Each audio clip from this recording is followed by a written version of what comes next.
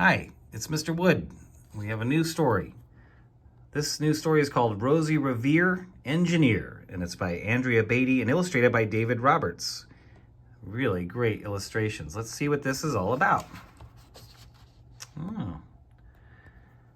This is the story of Rosie Revere, who dreamed of becoming a great engineer. In Leila Greer's classroom at Blue River Creek, young Rosie sat shyly, not daring to speak. And there she is. But when no one saw her, she peeked in the trash for treasures to add to her engineer's stash. And late at night, Rosie rolled up her sleeves and built in her hideaway under the eaves. Look at all the stuff she's got. Whoa. Alone in her attic, the moon high above, dear Rosie made gadgets and gizmos she loved. And when she grew sleepy, she hid her machines far under the bed where they'd never be seen. Got all sorts of stuff. Now, when Rosie was young, she had not been so shy. She worked with her hair swooping over one eye and made fine inventions for uncles and aunts. A hot dog dispenser and helium pants. Look at all their stuff. She's very proud.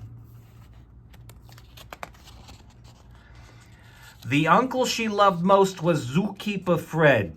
She made him a hat to keep snakes off his head. From parts of a fan and some cheddar cheese spray, which everyone knows keeps the pythons away. I didn't know that.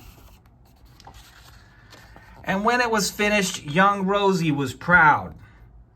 But Fred slapped his knee and he chuckled out loud. He laughed till he wheezed and his eyes filled with tears, all to the horror of Rosie Revere, who stood there embarrassed, perplexed, and dismayed. She looked at the cheese hat and then looked away.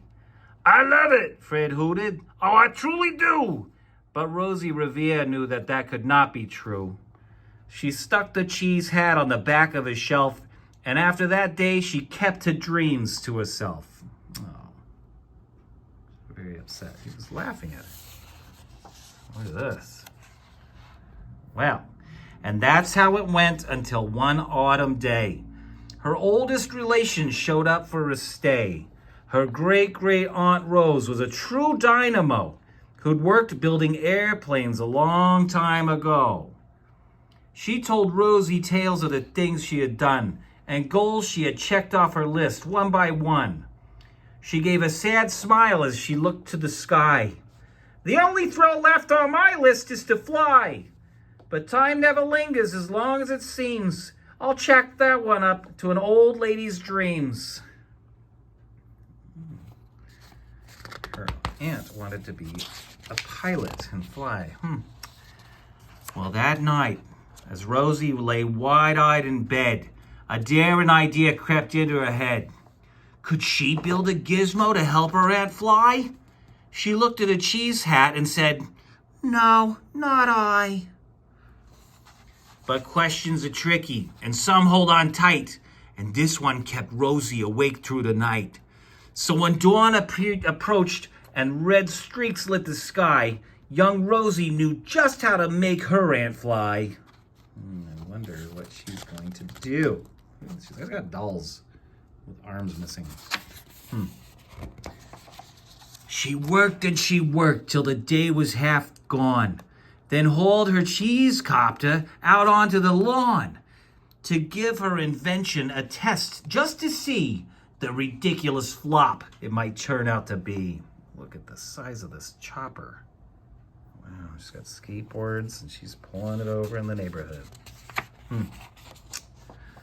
Whoa. Strapped into the cockpit, she flipped on the switch. The Helio cheese copter sputtered and twitched. It floated a moment and whirled round and round, then froze for a heartbeat and crashed to the ground. Uh-oh. This is turning out to be a sad story. Uh-oh, look. Then Rosie heard laughter and turned round to see. The old woman was laughing and slapping a knee. She laughed till she wheezed and her eyes filled with tears. All to the horror of Rosie Revere, who thought, "Oh no, never, not again will I try to build something to sputter or spin, or build with a lever, a switch, or a gear, and never will I be a great engineer." Oh, her heart is broken, even though her little doll parts are laying around. I wonder why she laughed at her. I wonder what she's going to say. She turned round to leave, but then great Aunt Rose grabbed a hold of young Rosie and pulled her in close, and hugged her and kissed her and started to cry. "You did it! Hooray! It's the perfect first try! This great flop is over. It's time for the next!" Young Rosie was baffled, embarrassed, and perplexed. "I failed," said dear Rosie. "It's just made of trash." "Didn't you see it? The cheese copter crashed." "Yes," said her great aunt. "It crashed, that is true. But first it did just what it needed to do. Before it crashed, Rosie, before that, it flew."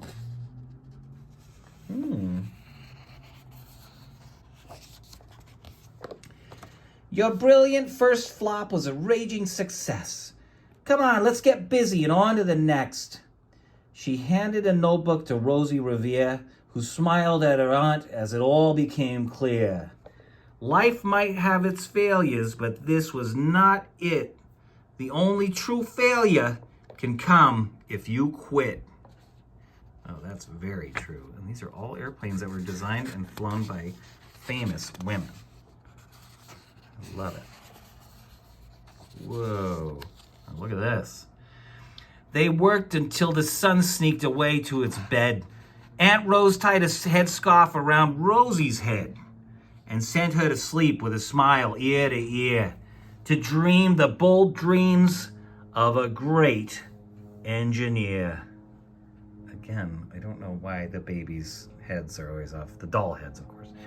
But look at that invention. Love it. Now at Blue River Creek, all the kids in grade 2 build gizmos and gadgets and doohickeys too. With each perfect failure, they all stand and cheer, but none quite as proudly as Rosie Revere. Hooray. Oh, there she is. Look how proud she is. Look at her little bird. And that is the end of the story. Bye, Rosie. You did great, kid. All right. See you next time, kids. Bye.